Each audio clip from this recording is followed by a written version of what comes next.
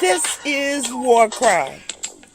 WarCry for Our Children, where the street meets the sanctuary and purpose meets power. Join me, Elder M, intercessor, street evangelist, prayer warrior, advocator for justice. We stand in the gap in the streets, in the courtyards, in the schoolyards, in the church, and on the block. This ain't just prayer. It's intercession. It's advocacy. We deal with real problems. Criminal justice, social justice, gun violence, social media, catfishing, human trafficking, mental illness, education disparities. We deal with it all here on WarCry. Our community has a voice. It's called WarCry. Each week, we link arms with community leaders, educators, pastors, parents calling out injustice. This is WarCry. This is not just a podcast. It's more than a moment. This is a movement. Join us. Let's give a voice to the problem and be the solution. I'm trying not to lose my head. It's like a jungle sometimes. It makes me wonder how I keep them going. WarCry. We're going to speak out for our children. Let freedom ring? No. There cannot be freedom until there's justice. WarCry. Join us Mondays, 11 a.m. I'm just about to lose my mind. This is WarCry. They're trying to turn time back. But let us get out and give a voice to the problem. This is WarCry. Join us, be with us, or be gone. Don't push us. This is WarCry. Trying not to lose my head. It's like a jungle sometimes. It makes me wonder how I keep from going under. We're not going under. This is WarCry. This is WarCry, and welcome. We're glad that you decided to join us to be part of our community as we press in to find solutions and strategies on how we can help our kids, our people, and move them to a place of freedom. You know, we've had a lot of things happen over this weekend. Even now, we're dealing with situations in Newark, New Jersey, where a 10-year-old and a 21-year-old lives were taken this weekend. 5 people were shot, but the 10-year-old and the 21-year-old died. We got to do something about this. We really got to do something. It's got to be a little bit more than talk. The funding's got to come to the grassroots. It's got to come here. We the people know what's going on in the streets. I got some great organizations that can come out and work in the street tirelessly. We need to provide information to our kids and who they are and what they were born to be. See, we need social justice prophets. I just came up with that. We need social justice prophets. We need Amos. We need Isaiah. We need Jeremiah. We need people who are not afraid to speak the truth. Now, what does the Bible say? The Bible says in Jeremiah 22:3, the Lord proclaims, do what is just and right, and rescue the oppressed. Well, we failed. And rescue them from who? From the power of the oppressor. We failed. Don't exploit or mistreat the refugee. We failed. Take care of the orphanage. We failed. Take care of the widow. We failed. Don't spill the blood of innocents in this place. Well, you know we're failing on that. Our kids are dying. 10, 13, 16, 11, even our kids are being shot, even in the strollers. The Bible tells us to defend the helpless. We failed. But guess what? We want to get better. And that's why WarCry is here, opening up the doors, talking about things that you would not normally hear.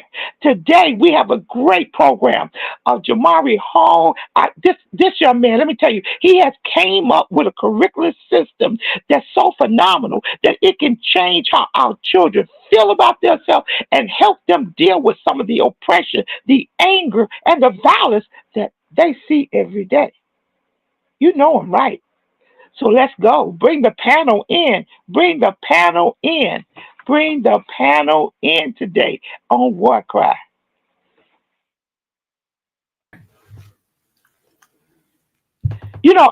I have to tell you this. I was so delighted Yeah. when I met you. I mean, I couldn't stop talking about you. I gotta say this because I just said you're the man. You're the man.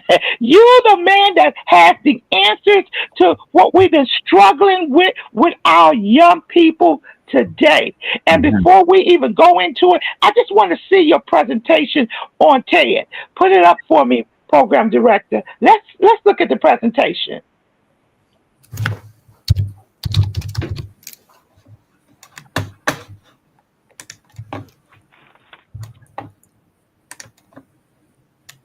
Now she's putting it up so we can see the TED presentation. I think it's coming up now.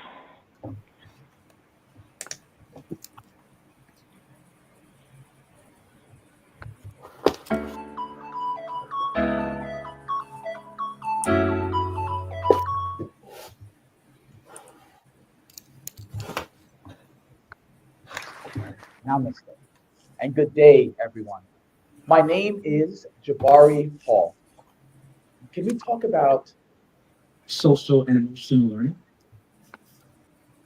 I'd like to share with you.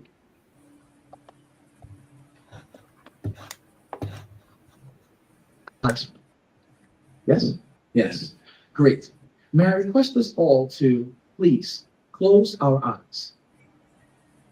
Place your right hand over your heart and focus your consciousness there.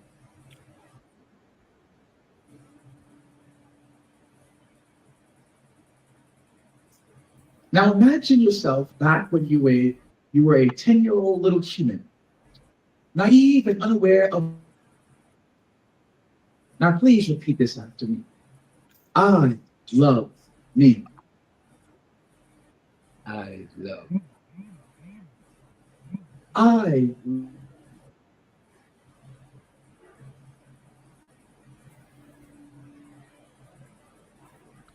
I had almost the same meditative request for my middle school class that I taught a few years back. And on the first day of school, I asked my scholars to look at a picture of little humans for about 5 seconds. Then choose someone to be your friend or boyfriend or girlfriend or no one to you at all. The student quickly raised his hand with a puzzled look on his face. He said, Mr. Hall, I don't think I need this class. Which led me to think that either he was really nervous about picking imaginary friends on the first day of school, or that he was secretly a sensei. And clearly he thought this class was going to be a waste of his time. Hopefully we are not all senseis in SEL in this room, and we can engage in this moment together. Why? Why is it that we can look at someone do the impossible when we ourselves cannot even see possible? Why is it that some humans can control their emotional responses during a crisis? Why is it that some of us can tap into our higher critical thinking, that prefrontal cortex, higher brain power function, while some of us ignore basic things? Why is it that two people can exist in relationship and one can say, I love myself, whilst the other cannot even utter the words, I love myself? I found myself repeatedly asking why as I mentored young girls in Cleveland, Ohio during the summer of 2009. Now, why did these 12 and 13 and 14-year-old girls develop low self-esteem and a reduced sense of self-worth? I decided, I'm going to provide some SEL workshops to help them build their emotional intelligence. And after weeks of it, I started to see signs of a positive attitude and self-management techniques being put into practice. At the end of the summer, reflected on this. I reflected on what we just experienced. And I could not for the life of me understand the why, neither the how. How did they reach a point in their life where on one end, exponential growth was imminent, yet on the other end, their emotional quotient had dwindled away? Why is it that I can be other little humans that can see self-worth and exhibit empathy towards others and love rather than hate, while meeting these little humans that could not get past I'm ugly or I'm stupid or that's not possible? It was in that moment of asking why that I saw the true value in developing the emotional quotient over their intelligent quotient. I decided to discover why SEL and devoted the next 13 years to developing life's ultimate ingredient to the human quotient, social and emotional learning. It was in that moment I decided to be an agent of change. I went from a place of wonder and lack of knowledge to now a space of awareness and advocacy. And if you'd allow me, I'd like to share with you the what, when, where, who, and how, and why SEL is vital to each and every one of us in this room, and vital to incorporating it into every tier of our society. Let's start with the what. What is SEL? SEL stands for Social and Emotional Learning. And I defined SEL as the measured process through which an individual or human being develops and effectively applies the chosen attitude, behavior, knowledge, and skills necessary to 1, think positive, 2, understand and regulate emotions, 3, declare and achieve goals, 4, empathize and respect others, 5, seek and engage in positive relationships, and 6, consistently make constructive and responsible decisions. Looking at our diagram here, we see that SEL is comprised of 5 parts. Those 5 parts include self-awareness, self-management, social awareness, relationship skills, and responsible decision-making. It also includes a scholar, mentors, and guardians alike. Now, most of you have to be thinking this. Wow, Jabari Hall, I mean, this guy must have started SEL. I mean, he's brilliant. And most of you would be correct in knowing that I did not start SEL. SEL's history dates back to the 1960s in the US. James Comer and the child study team of Yale School of Medicine in New Haven, Connecticut, they conducted the conceptual SEL. And once success was seen, the use of SEL began to expand. 2 decades later, pioneers like T. Shriver and Dr. Weisberg further developed the concept. And less than a decade later, the 1994 group CASEL was formed. And coupled CASEL with Daniel Goldman's 1995 book, Emotional Intelligence, Where It Can Be Better Than IQ, and SEL was propelled into mainstream education. Today, parts of SEL is used in over 120 countries. Countries like New Zealand and Australia and across Europe and Asia have tapped into the purpose of SEL.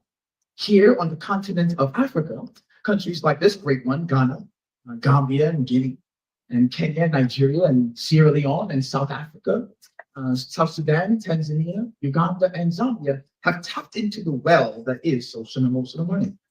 Background from the US, I've partnered with over 200 schools and organizations to show them why we do SEL, how we do SEL, and who is truly impacted by the use of SEL in their community.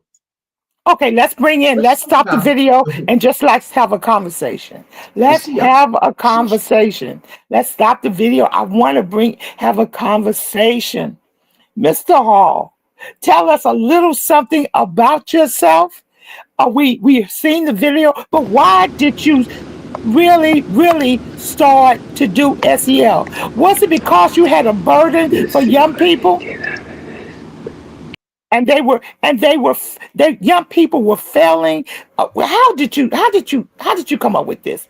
Tell us a little something about yourself and how did you come up with this concept?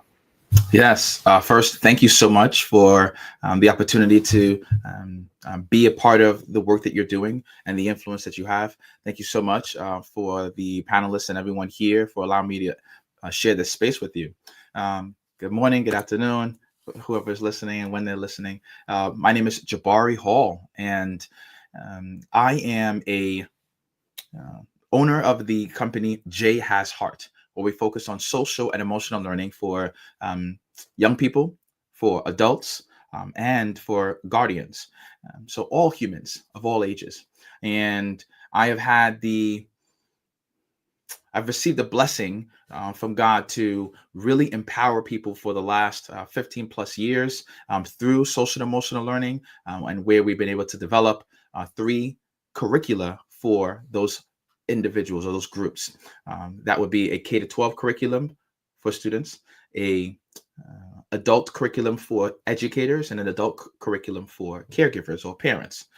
And what I do is lead that organization in a way that I am led by the Holy Spirit in order to empower people. So we are going to any space that a door is opened, or they may resist, yet the door still gets opened, and empower human beings in those spaces. And outside of leading that organization, I serve as a public speaker where I am traveling to schools and organizations and empowering people through helping them to love who they are, helping them to think through their decision making and make better ones, and helping them to move towards stronger relationships. So how did J.Has.Heart come about? How did my work in SEL come about? To answer that part B of your question there, it would be, I started out my desire for, I guess, a career when being introduced to computers when I first moved to this country. And it propelled me into receiving a full scholarship to college for computer science, and studying computers coming out of college, and starting my own software and web development company, and empowering I guess companies and users through visually seeing how a website can look and how applications could look. And I was so impassioned about it. But after a few years of being out in the field, that passion dwindled. And I was wondering, why is this dwindling? And in that wonder, I started to ask the Lord, like, I don't feel purpose filled. I don't feel purpose led. I don't feel your presence in my life. What is my purpose? Why am I here? I've ascended and done great things in computer science, but why am I here? And I went on a 10-month everyday prayer, unceasingly just praying about, what is my purpose here? Why? Give me answers, searching. I'm asking the Holy Spirit. And one morning I was finishing a meeting as a project manager, leading a team of folks, sitting at home, relaxing. And as I clicked off the button, the video, I was like, can I do this anymore? Lord, what is my purpose? In that moment, Holy Spirit speaks to me to empower the youth. I instantly turned around and said to myself, like, who is here? I'm the only person in this space, but I heard a voice. I walked around the condo asking, who's here? Who's here? Who's here? Lord, is that you? And from that moment, I realized that I had been given my purpose. It is to empower young people. And from there, I just set out to empower young people through imaging the love that Christ has for me and for all of us, and empowering young people through that in a secular way, and certainly through our ministry. So that's how it came about. I can go into more detail with more pointed questions, but I wanted to stop there.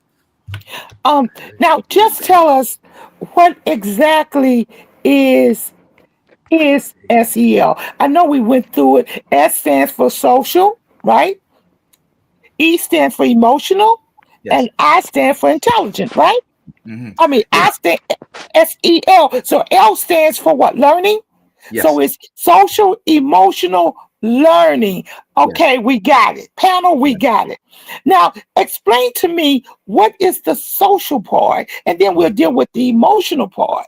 What is the social part of the learning that you bring into to the table with this curriculum that you got that affects not only the child, the administrators, and the parents? It's threefold. You've got a three-part learning system where you bring everybody to the table. So explain to us the social part of it. Yeah, just to delve into, if I may, SEL a little bit more. Yes, so SEL stands for social and emotional learning. That encompasses social intelligence and emotional intelligence and presents it in a learning atmosphere for humans, little or big, to learn from and understand and experience.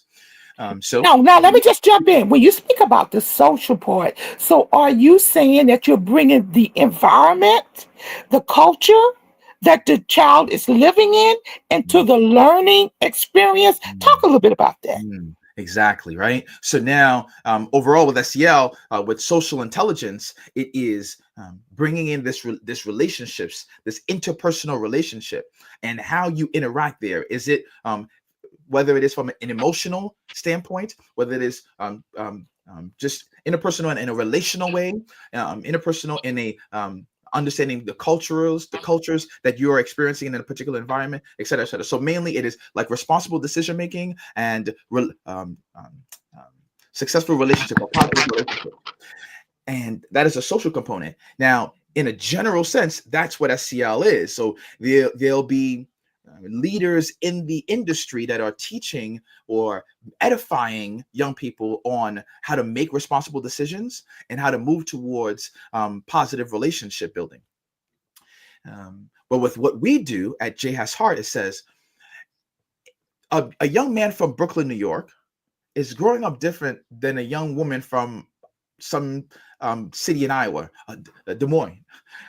So how do we then help them understand how cultural dynamics fit into how you perceive a person, perceive how they think, perceive how they act? And then once you take that in, how do you then understand it so that when you interact with them, it comes out in a respectful way, whether it's a sympathetic or empathetic way, but in a way where you are discerning that this is a different environment, or this is a different person, or this is a different context. How do I then interact within this context? Hopefully that makes Wow, that's good. No, it makes a lot of sense. So for an example, I want to say this. I don't think our schools are doing that. Yeah. We're just bringing the student in with the same curriculum. If the curriculum is in somewhere else, Bensonhurst, we're bringing it into Brownville. But we're not even doing that well because our curriculums have a lot of different problems with them. But we're just going to use that as an example Right. instead of taking the culture that the individual is coming from and trying to bring that into the learning experience. Right. And then you're dealing with the emotional part of it because most certainly that's a part of the whole person that's sitting in that classroom. Absolutely. So how do we actually deal with the emotional part of it and then deal with the culture part of it and then bring these two things together to make a happy environment? Because you spoke about the teachers got to be trained. How long is the training for the teachers? Then the parents got to be trained. So let's just dive a little bit. How do we do this, Mr. Hall? Certainly. Well, I'll say this. The reason why we are taking a three-tier approach, or these three tribes of a village, a mantra, is understanding that to develop the entire child, the whole human, all of their interactions and environments have to be tapped into a little bit. So in the educator, from the educator, they're spending 8-10 hours a day at school. All these educators in schools, if they're interacting with a teacher, with a principal, with a custodial member, someone else volunteering in the school, or part of the food staff, et cetera, they interact with all these different educators. We have to be able to empower them or change their perspective or lens in which they see a young person and interact with a young person. Then with parents as well, we have to recognize first that us as parents were raised a different way than young people are being raised right now. How do we then take that, hold it, but then challenge ourselves to say, how is my young person growing up now? Okay, how are these things in conflict? How is this holding me back? Oh, what is going to push me forward? So helping them recognize and think and acknowledge and discern, how do I then tap into all that my child can be in our home environment? Then with the child, of course, we are helping them to understand themselves in different contexts, themselves sitting in Brownsville, themselves going to a school in East New York, themselves going to the supermarket at Bed-Stuy, like see themselves in different areas. And so we had to be able to speak to all those different spaces and areas of a young person. So that's one part. That's why we are focused in on all these different areas. Now, how do we merge the two, a social intelligence and emotional intelligence? Well, for our curriculum for K to 12, specifically, let's talk about middle schoolers. Middle schoolers are growing exponentially in their understanding of the world, understanding of themselves, physiologically, all these different ways. And then receiving all this different type of information of how to grow up. What's a young man like? What's a young woman like? How do we do things in the Black community? How do we do things in the Hispanic community, et cetera, et cetera. And they're trying to understand all of these things. What we do is in the classroom, we say a simple decision like making a friend on the first day of school. How do you go through that? Well, a young person may think, person A may say to themselves, well, they are nice to me, so I'm nice to them, and we become friends. Person B might say, well, my parents say don't hang out with that type of person because of XYZ. They're not communicating that, but because of their brought up C, or because of their culture, or because of the way they just interact at home, they are then showing that in a way that they might not articulate it, but they're showing it. So we help them recognize in this space, person A, you might be thinking it's innocent. Person B might have all these complexities. How do we recognize these differences in our school, in our classroom, and then say to ourselves, how do I account for these things? Okay, I'm nice to you, but you may not be nice to me just because I'm nice to you. So I then have to ask the question, because I become more socially intelligent, I now have to ask the question, hey, look, you might see me being nice to you, but still not like me. Like, is there a challenge? Is there an issue why you may not like me? Because I am trying to be nice to you. And then once you ask that question, that person can then respond to it. Or maybe that person is the first time they heard it, and they're like, how do I respond to that? So we then also empower them to respond a particular way. Like, hey, I never heard that question before. Can I get back to you on that? Right. That's a proper way. Now you're interacting in a way where you're respecting that person's differences. You're trying to understand them, et cetera, et cetera. So we are bringing this in the classroom where people are understanding cultural differences, or even just family dynamics, while being emotionally intelligent to have a conversation respectfully. Well, you know what? I'm an advocate of emotional intelligence, but we're going to continue with the conversation. I'm going to have Dr. Payne. Do you have anything you'd like to say?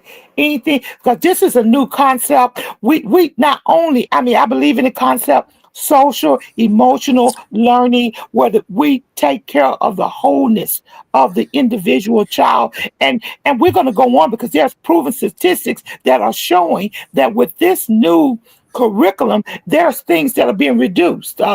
Gang violence is reduced. Drug use is being reduced. Parents' awareness of their kids are increasing. You know, teachers' awareness of this is just not a young man who wears his pants down to the ground that we can stereotype. This may be another doctor or a lawyer or a scientist. We got to pipe into that. But Dr. Payne, you come right in. You have any questions? Right. Yeah, I have a question. And you know what it is? Because it's not an equal playing ground to start with. Hear me, it's not equal. And a lot of times children grow up today, they have to be a survivor. And so that's kicked in automatically. What I'm saying is because a lot of times children today, they look at things how it was and they build up that defense. Understand what I'm saying? And it's kind of hard. It's really hard. And so now, in order for the children really to decide, they got to see a difference, not talk about it. They got to see the difference so they can let their guards down or drop. But people now today, they wouldn't let their guards down. Let's say when in the early 70s, when we had interracial school, we had to get shipped out to another school. And like I said, some schools get better education, better different things, better equipment. It seemed like everything's better in a different neighborhood. So then when we get leftovers, so then the kid build up that defense, they see what's going on. And that's kind of hard. We try to tell the children, do good in school and hang out with the right ones and individual. As parents, we're trying to tell them that, but kids see something different. Yeah, let me ask you a question, Dr. Payne. Let me ask you a question. What do you think 2025, put your 2025 hat on. What do you think our kids see every day? What do you think? Well, they see hatred. They actually see that. But you got some kids that's really trying to do good and try to do something positive. But when you see a lot of negative around, and you see that we talk that talk, but we don't walk that walk. And okay, but let's get real. Let's get real. They see hatred. They see gang violence. They see dysfunctionality. They feel trauma. They feel angry. They see memorials. They see and hear police sirens in their neighborhoods and communities. They see a distance between them and another sector of town that they are discriminated against. So we want to deal with what they see now. The new 2024-25 generation sees so much differently than what we see. We're going to come back. Dr. Gaudet, come on in. Hello. This is extremely exciting to me. Let me just start out with, I'm a social activist. I'm also a professor. I supervise graduate students. I'm a veteran. I've done a lot, but just to get to the focus, I do want to mention Juwanza Kunjufu and the fourth grade syndrome, which really means that the children, especially the little black boys, are targeted and then put into special education. I don't have to explain that any further. However, there is a cultural difference that you were talking, Dr. Payne talked about too. What we're talking about is when you work with children, the first thing you need to do is to vet them. What do I mean by that in particular? Are they on medication? Is there something else going on? All these children should be interviewed just as a standard operational procedure, as we say in the military. Now, with the medical piece that's going on, these kids who you're talking about, the middle school kids, if you will, but any age, you need to be able to have people there who can teach them and teach the parents. I'm trying to get a program together for fathers take the child to school, first day of school, or maybe every day, and then meet in groups, as small groups, to find out who you are. You talked about emotional intelligence. I'm definitely an advocate of that. There's emotional intelligence. There's intelligent quotient, emotional quotient, and you have action quotient. But what we're missing too is this this is just a sidebar. We're missing the financial intelligence, not in financial literacy, but intelligence. We need to teach all of this in the school system. We need to be able to do things as you were talking about. The first day of class, there needs to be a reasonable icebreaker. These children today, as has been said, and the question is answered, these children are up against so much. And where do they go? To the phone. They go to that daggone internet. And there needs to be some training about that. We need to train educators, and I have a program that I'm trying to present on that. Train educators to teach these children, particularly black males. But that's what we're doing. That's what Mr. Hall is doing. This is a new curriculum here. That's what I need everyone to understand, and even everyone that's listening in. We need look. We've had curriculums by many people. You know, I've worked in the school system. We buy curriculums off the wall. They market different curriculums, and we buy packages off the wall, and we say things like, "Oh, it worked in Atlanta. Oh, it worked over here." But guess what? We need a curriculum that addresses the holisticness of our kids, the Yes. social environment of our kids. Look, the kids that's in Suffolk County are not like the kids in Brownsville. No. We can't even have the same package. We want to say we want the equal curriculums, but guess what? What our kids have to go through mentally is not the same thing. And I'm going to just say this and turn it over. Even on our tests, something as simple as this. You can have a cup and a saucer. And you give that to our kids don't have a cup and a saucer that they use together. They just use a cup. So the correlation of things are not even the same. But if we start addressing it in our culture with the social environment, we can bring a change. Okay, Jabari, come back on. It's your show. I just wanted to make people aware of, we're talking about a social change and the emotional change. We're not even into the academics yet. We're just dealing with the holistic person. Yeah, I have a question. What do you feel we should? What do you feel we should be doing in terms of what I call, and you give me feedback on this, that everything that we're doing is a lie? Everything. Oh, I'm gonna turn it over to Jabari. Jabari, that's your question. This is you. You are on WarCry. Go ahead. Yes. I for the folks that will be listening, Jabari, Jabari, Jabari. just for them. I know we're able to see it here on the screen here. Professor, please ask that question one more time for me. What do you tell these children when everything that they see is a lie? Okay, yeah. What do you tell? All right, so I'll answer that question, but I do want to be able to respond to or add on to what Pastor Payne, Elder M said, et cetera, et cetera. So what do you do? I'll start with this. Whenever I train and edify educators, I start off with this quote by James Baldwin. It reads, children have never been good at listening to their elders, but they have never failed to imitate them. And I let that sit there for leaders prior to us going into the workshop, prior to us having a professional development session. I let it sit there for about 5 minutes until someone asks, why is this still up? Because I wanted to sink in that, yes, we can tell them everything. We can push this narrative, but not until we understand and digest that what we do, who we are, makes the biggest difference. So now to answer your question directly, Professor, it is we shouldn't tell them. Well, we should tell them, but that's secondary. It is modeling it first. Yes. So whenever I am in a space, for example, speaking of myself, students are like, why you smile so much?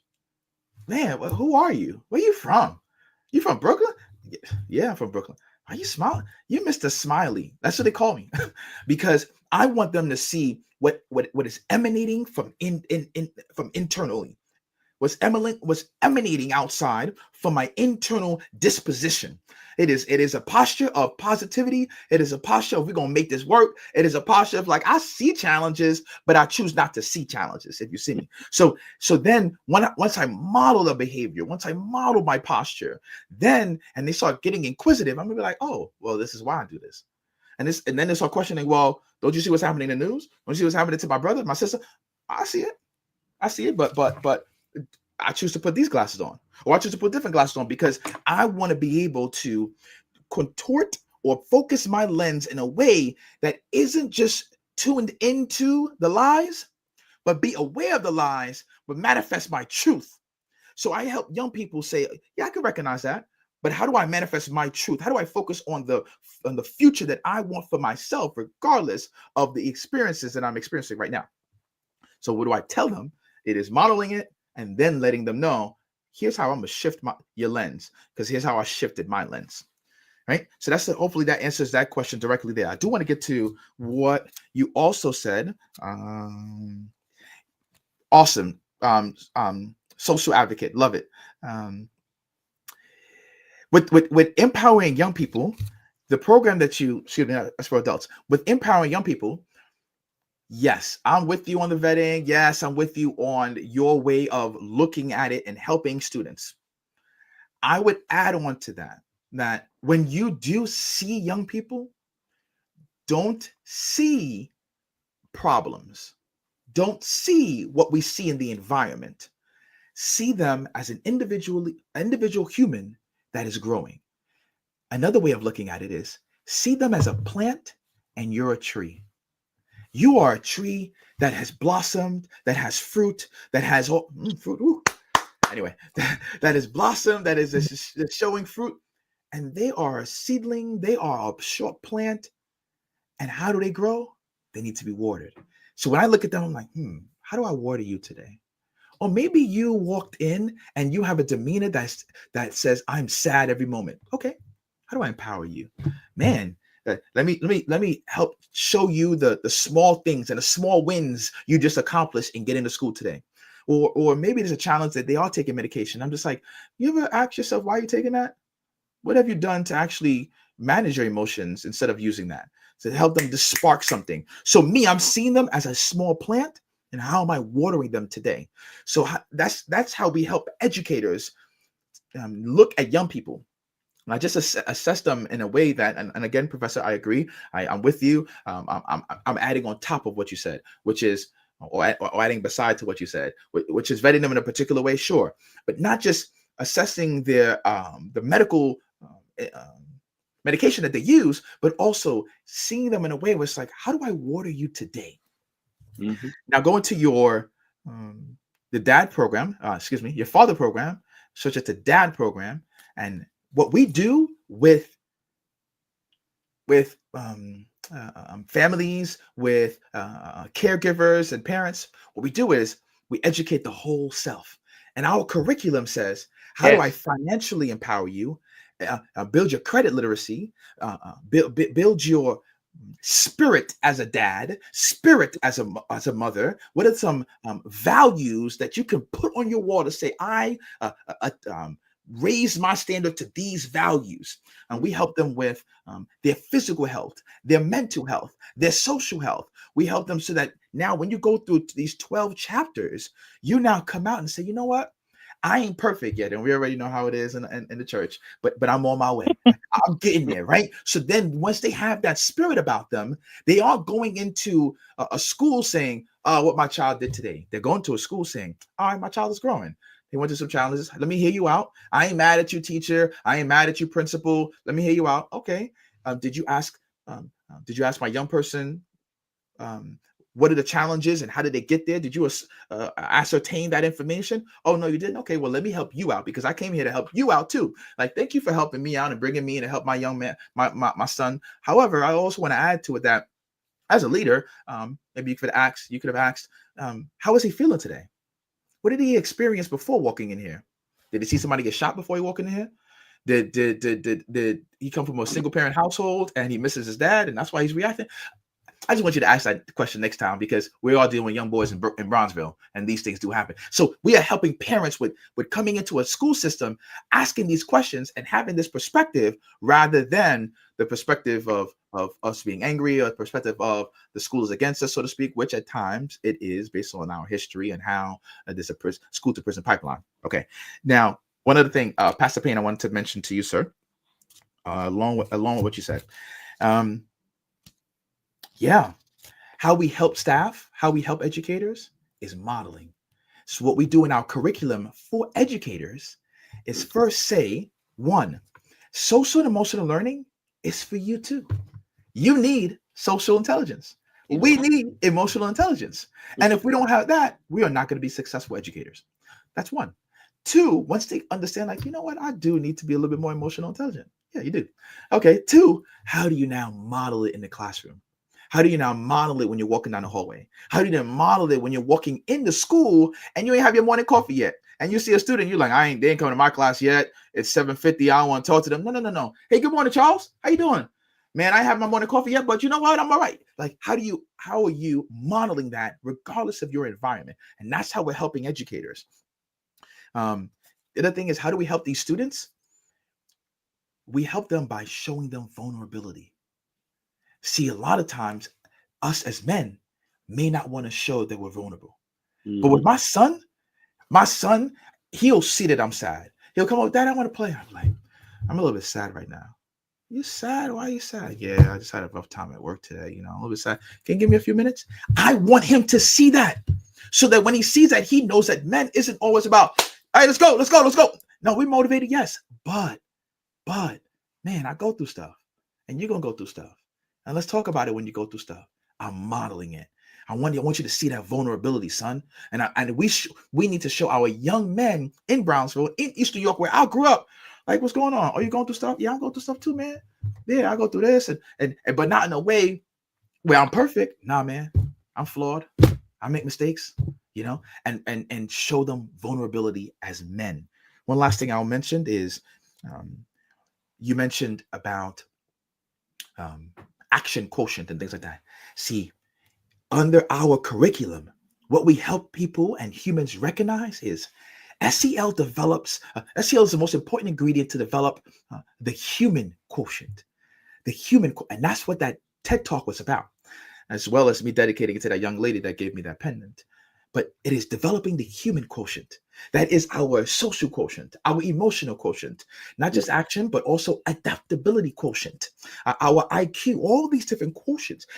SEL develops that because we put it in a way where we say emotional intelligence is one of the most important things, if not the most important things we need to interact with ourselves intrapersonally and with others interpersonally. And when we are now more emotionally intelligent, aware of our emotions, how to act based on how we feel and think, then we can say, you know what, even though I'm sad today, I got to get my homework done. Even though I may not want to talk to this person, man, they're my teacher and I got to respect them. Even though I'm going through struggles, man, I got to show resilience about myself and rise up. So the SEL and what we do is help people recognize the importance of how it impacts your human quotient, your ability to be the best human you can be. So it's one of the Oh, right. No. We want you to continue. But I just want you to just bring up the 4 or the 5 pillars of emotional intelligence so that the audience and everyone can know the pillars of emotional intelligence. Yeah. SEL is built on 5 components. Those 5 components are self-awareness, self-management, social awareness, responsible decision-making, and relationship skills. Those 5 right there. So helping a human, whether little or big, be self-aware of my emotions, my emotional state, and then how do I interact with myself? How do I manage those emotions? Secondly, self-management. What type of techniques do I adopt personally? And this is why someone in Nassau County might be able to go for a walk down the street to deal with their anger, but somebody in Brownsville might not, because they might not be able to cross the block. So how do you now as an individual create self-management techniques to help you manage your anger inside of your 17th floor, 1-bedroom apartment? The third thing is social awareness. How do you recognize the differences in someone, or recognize that, man, what that person in my class said to that young person, let me give names to it. What Timothy said to Johnny about his head, man, Johnny ain't like that. But if somebody said that about my head, man, I wouldn't care. They ain't talking about my mama, so I don't care. But me recognizing that they said that about Johnny, and Johnny takes those words differently, I have to be socially aware of my words towards Johnny, because Johnny might take those words differently. Johnny might pop off on me a little bit differently if I'm just like, nah, you whack. Who whack? I ain't mad. Like, how do I become socially aware of these individuals? Responsible decision making. How do I make responsible decisions when waking up in the morning? I gotta get to school on time. When interacting with a teacher that might be disrespectful to me, I ain't gotta meet that with violence. I ain't gotta meet that with how my mom taught me to be or my dad taught me to be. All right. I can respond and say, you know what? I don't like how you respond to me, teacher. So right now, I want to answer your question. Or, all I want to be silent right now. Just be silent. And then after class, go to the teacher. Hey, you mentioned something to me that really rubbed me the wrong way. It was different than the other young person, et cetera, et cetera. How do we make responsible decisions? And the last part again, relationship skills. We help young people. Let me go overall in a specific way for relationships. We help young people build positive relationships and move away from toxic relationships. That's SEL. And in a specific way, we help a young person recognize, yo, I'm getting out the New York way, but yeah, you sitting in a Black family household at the dinner table is different than somebody else sitting in a Hispanic household. It's different than somebody else sitting in a white household, Caucasian household, excuse me. So how do you recognize like the relationship I have and my family dynamics is going to be different than a Hispanic household. It's going to be different than a Caucasian household. So now how I interact with all these different cultures, an Asian household, et cetera, how I interact with all these different cultures and build these relationships. I can't just go to Jabari and be like, yo, my man, what's good? And talk a New York way or talk a Brownsville way or East New York way and expect that to work with somebody that just came in from Nassau County. Now, question. Now, this also helps our young people handle problems outside of the school, which makes them be able to navigate in their communities, which brings about positive things in lieu of so much violence that we see because they're dealing with the anger and the trauma that they pushed away. Could you speak on that? This is why J.Has.Heart was created, as well as the purpose. In our curriculum, what we say is all these SEL programs have all these great things. Yeah, it's going to increase academic performance. Yeah, it's going to help them with emotional intelligence because we're teaching emotional intelligence. Yeah, it's going to help them with social intelligence. Yep. Okay, good.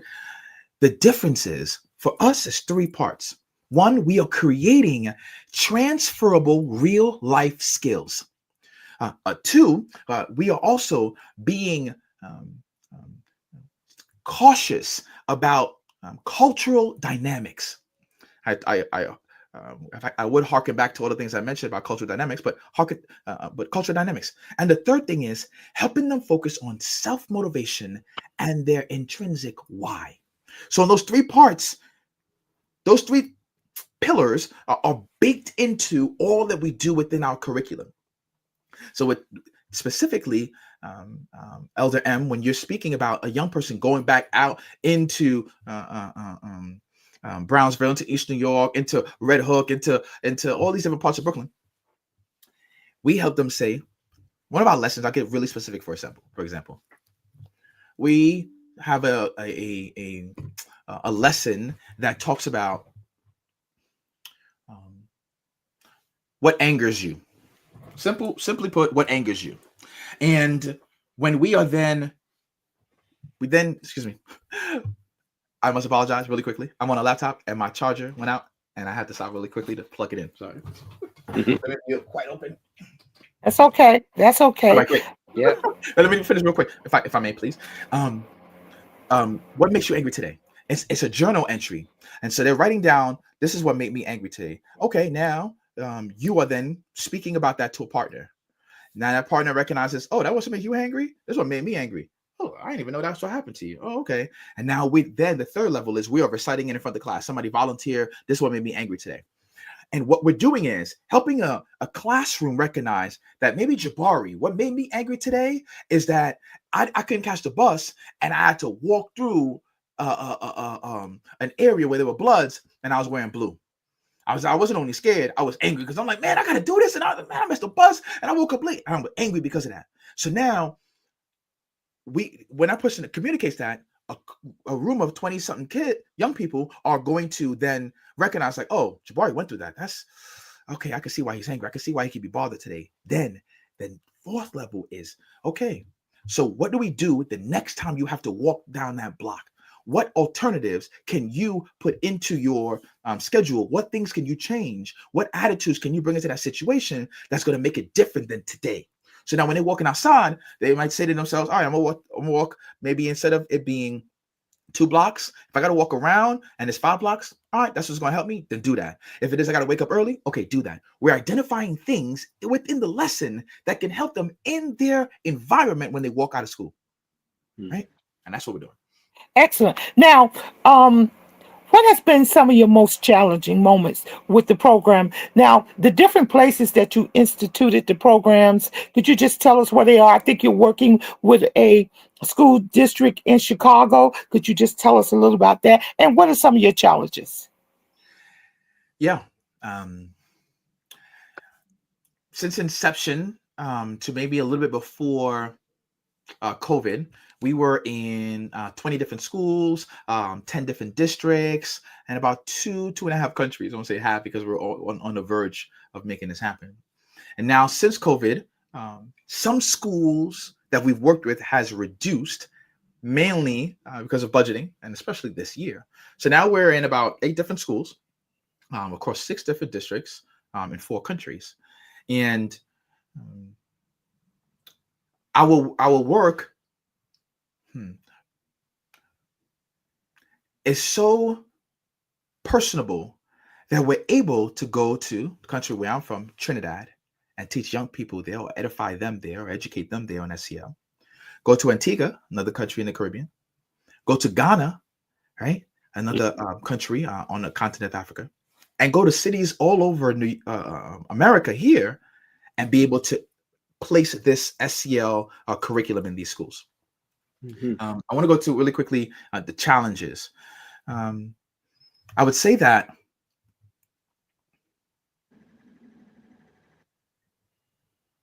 one of the biggest challenges I faced and my staff faced, we were in Chicago, and I go into too much detail with the specific school, et cetera, but it was a transitional school for young people, and we were there teaching SEL. Now, the school, the leaders in there are not teaching SEL, quite frankly.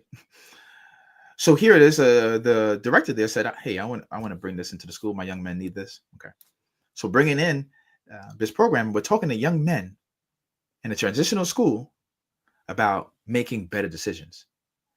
And this speaks to either the professor or pastor that was speaking to how do we address the lies that they see. So we're going in and we're speaking to these young men, and we're like, okay, you can turn this around, or your future can be this way. This could happen if you make this small decision.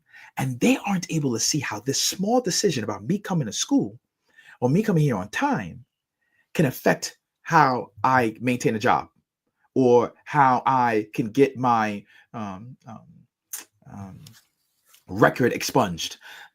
They aren't linking the two. So we're having a challenge with helping them to see how small decisions can impact you in a grand way, or how small decisions build a discipline that will help you in the next context or the next stage of your life. And we had young men that we would share, okay, here are the steps to take. And they literally would laugh. I ain't doing that, Mr. Hall. What you talking about? Oh, I tried that. That ain't work out. I'm not doing it again, Mr. Hall. Man, what am I here for? And completely blocking their minds on the possibility of things working out. It was difficult because, yes, we do experience young people that have the disposition to block things off just because of their reality. But this was another level, because we had young men who had ankle bracelets on them. We had young men who just may have came out of jail 2 days before, and one of their stipulations is you have to go to school. You have to be at school. We're going to check in on you. So they're like, I got a different world right now. I'm not even thinking about coming to here on time. I'm trying to fight a case. Like so it was so difficult to peel the layers of trauma, peel the perception that they have based on their lived experiences. And it was just a harder challenge. However, we were able to tap into some of the young men there. And that's one of the things that we look at as a win. I mean, I'm not going to get all of you. If I got one, you know how that is. One sheep. But if I get 2, 3, 4 of you, great. Now we have a pool of influence in this ecosystem, so much so that when somebody's now having a detrimental value that they're bringing in, or detrimental perspective, we have 2 or 3 people that are like-minded and understand SEL to say, nah, bro, like, it ain't even got to be like that. Like, yeah, well, that's how you got into trouble. But if you change this, this is how you could not get into trouble. Like, we can leave a influence in that ecosystem. And that's where our win was, despite the difficult challenge. Excellent. Now, before I let the questions come back again, did you have any problems with the unions? Did they also, with the teachers union, did they agree and like this method? I want to be fair and balanced here. I like that you're asking these questions because these goes into the challenges of implementing SEL in these environments. I want to be fair and balanced here. There are people that say they want it, and there are some that actually do things to help implement this in schools. Unfortunately, there are some that say they want it, that don't do the work. It's as if they lose their hands to do the toiling and do the work to get it implemented. And then, unfortunately, there's a third bucket that says, I don't believe in that. So with the masses, or the majority being the second two groups, there has been a challenge. Now, there are some leaders that are emotionally intelligent to say, I'm going to make SEL a priority, which then would trickle down into school board, which then will trickle down into leaders in the household that come to these meetings and say, okay, I don't know about SEL, but all right, this is going to help my child with their emotional struggles. I'm with that. So we have some emotional sensitive or emotional leaders, emotionally intelligent leaders, excuse me, that make things work. However, there, from my experience, my lived experience, there's a larger majority, there's a majority of educators and leaders that haven't bought into it in a way that they should, which has then caused a deterioration in the effectiveness and the implementation of SEL in these spaces. You might get, for example, a vanilla type implementation that isn't effective. So there has been a tremendous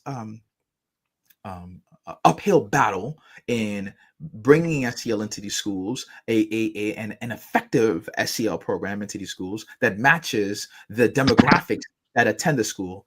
And lastly, I'll say that for a Black man, and I'm going to say it on this public platform, for a Black man to be now bringing this into schools, I have experienced a lot of challenges with leaders saying, oh, what's your experience? Oh, how'd you learn that? Oh, and questioning the validity and the stature and the capability of this Black man to then bring forth SEL in their environments. And I've also experienced challenges where leaders of the same ilk and background then challenging that, rather than seeing that here it is a Black man coming from East New York, Brooklyn, that has dealt with his own trauma, not just Americanized trauma, but Caribbean and transporting over here, Caribbean American trauma, is now saying, I have been able to understand that trauma, compartmentalize it in a way that I can learn about it, recognize it, and do things better because of it. It's coming into your environment to then teach other young people that are experiencing trauma from the same areas that I grew up in, and you're denying that. Well, we definitely need it here. And my question, I promise, and we'll turn it over to the panel. Is it in New York City? Have we accepted any portions of of SEL in New York City? And have you tried to bring it into New York City? Yes. One is, and when you go to multiple charter schools and their networks, you'll see that they do have SEL. In the public schools, there hasn't been an initiative that I've seen, and please forgive me, anyone that sees it that says, "Oh, I've put this as an initiative and it's a part of my administration." I apologize. I haven't seen that as a push, certainly these last few years here, to help young people. So now, when we are, as J.Has.Heart, marketing it to a charter school network, they are then saying, "We got SEL." Not how effective the SEL is, not how it's helping my young Black and brown young men and women that are in the school, and not say, no, we just checked off the box and we have SEL. And then when I go to public schools, well, we're facing all these other challenges, and we can't really bring this in right now. Now, is that saying for everybody? No. There are some schools we're working with that sees the value in it and sees our targeted initiatives around this and sees that value. But overall, there's been a challenge where leaders would think, oh, we have SEL, we've dotted the I, we've crossed the T, we've checked the box, but not recognizing, is it effective to the individual that we're edifying? Okay, I got to turn over to the panel. Pastor Payne, I want to hear from you. We've heard a Yes, lot. What's your feelings? I love what he's doing. I love everything that he said. I just want one question. Is there a way that you can speak to pastors and then the pastors can get with the elected officials and push it in? Because the neighborhood would change, our society would change, and all this will happen. But what happened is the religious leaders, if we get together and voice our opinion, and like I said, take it to elected officials, then we can affect it more. Is there a way that we can do that? Because I say, if you go to the churches and everything, mosques and synagogues and wherever, and push this, and then the leaders can get with the elected official and push it even more to the school. And you can see the difference, because our society will change, our school will change, the neighborhood will change, the individual will change. So I think if we could do that, that will be more effective. I'm just saying, you know. No, I'm with you. I'm with you, Pastor Payne. You know, me and you, we together with this. Now I need to hear from you, Dr. Gorday, and then I will give it back to Mr. Hall. Okay. You have a powerful and impressive and a highly motivated program here, which I would like to become a part of.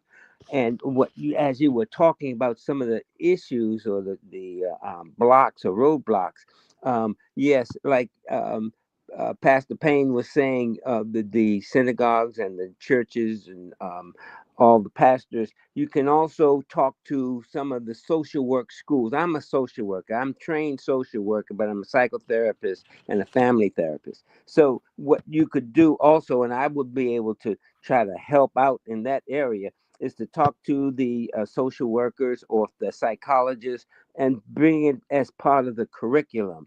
I've even thought about a curriculum for HBCUs where you could bring your program into there and train the professors or the students who would become professors. Have you thought about those kind of support systems? Because it seems like your direction is positive and powerful.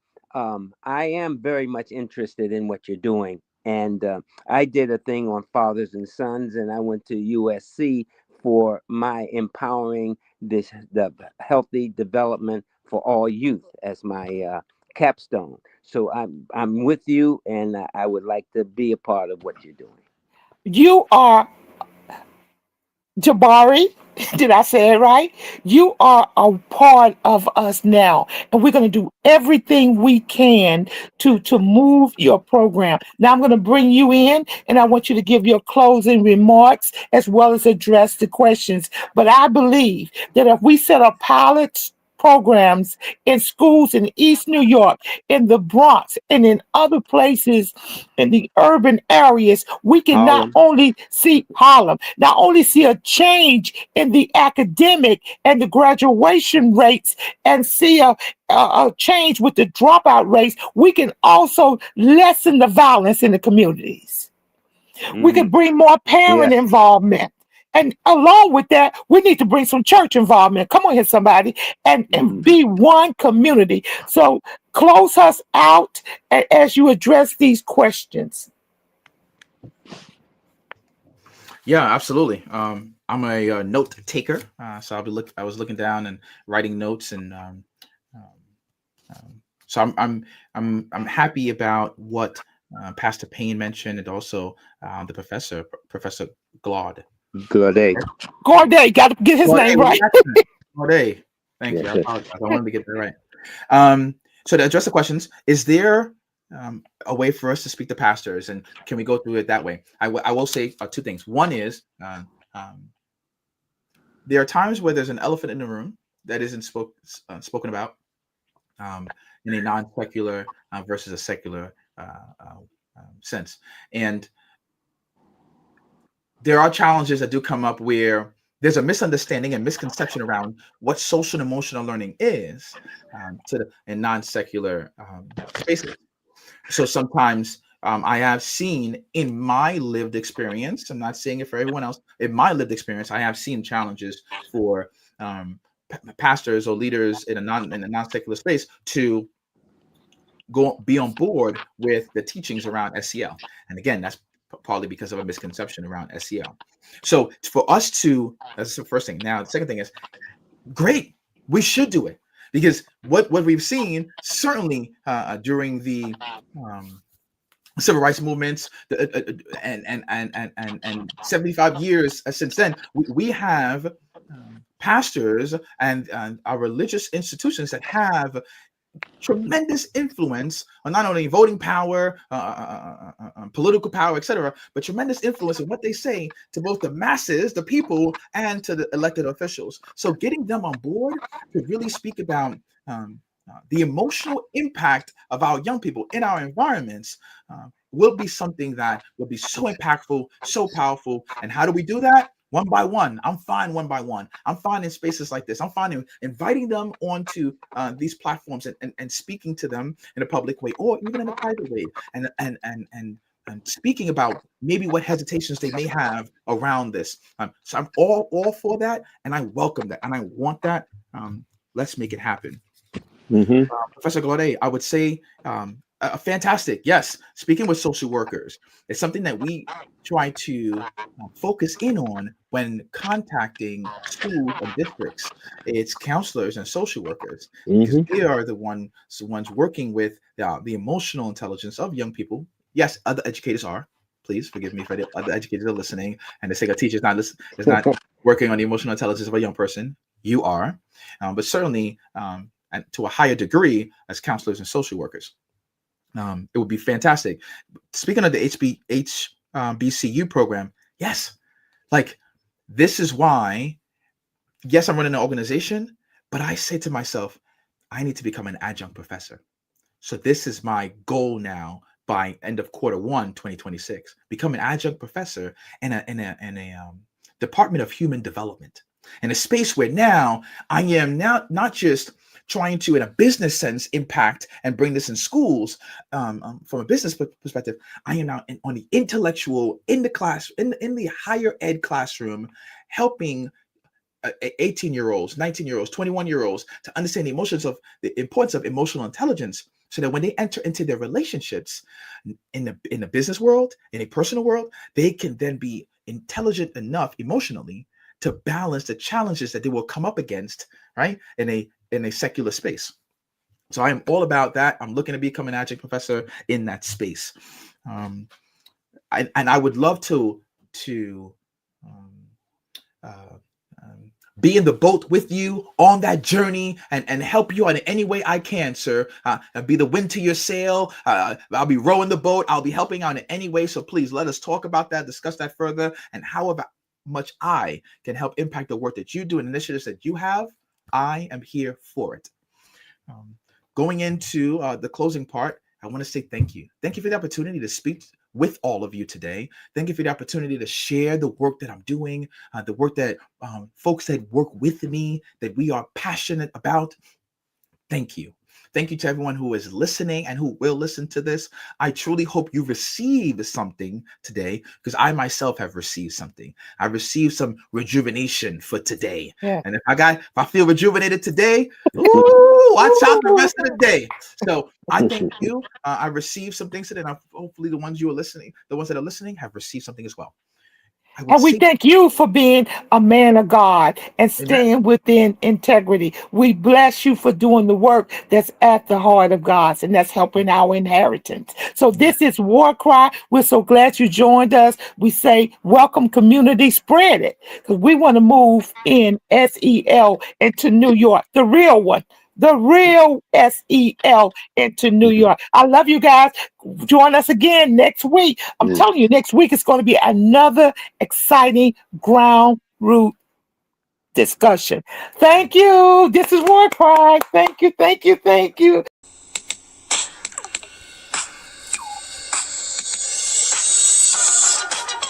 This is WarCry.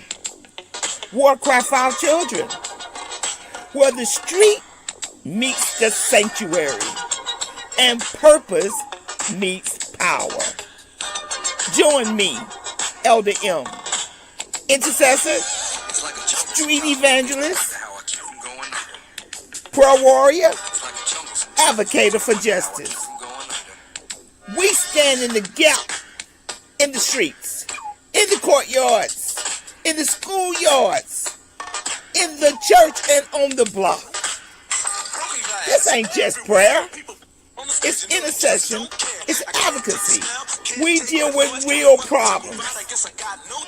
Criminal justice, social justice, gun violence, social media, catfishing, human trafficking, mental illness, education disparities.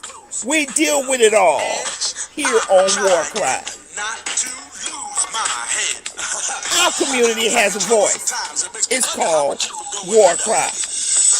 Each week, we link arms with community leaders, educators, pastors, parents calling out injustice.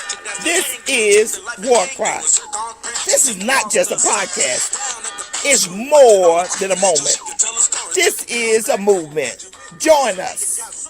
Let's give a voice to the problem and be the solution. I'm trying not to lose my head. It's like a jungle sometimes. It makes me wonder how I keep on going. WarCry. We're going to speak out for our children. Let freedom ring? No. There cannot be freedom until there's justice.